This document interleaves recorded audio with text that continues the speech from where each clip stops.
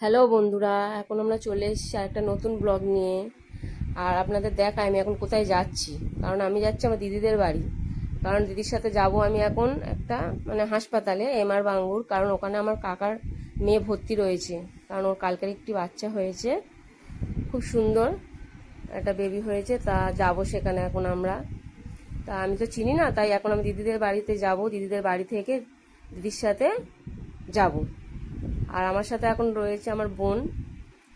তা আমার দিদিদের রাস্তাটা আপনাদের দেখায়, আপনারা দেখুন একটু।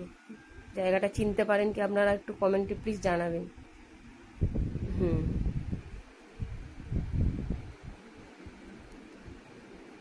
দেখুন এই ব্রিজটা কি আপনারা চিনতে পারছেন? আর এই আমার বোন যাচ্ছে।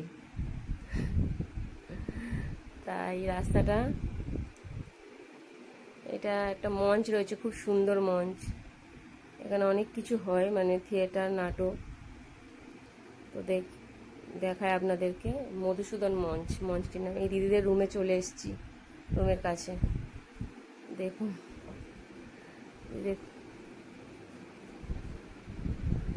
দাঁড়ান।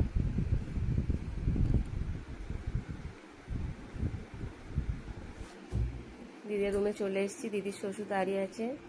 ঠিক আছে বন্ধুরা, টাটা, বাই বাই।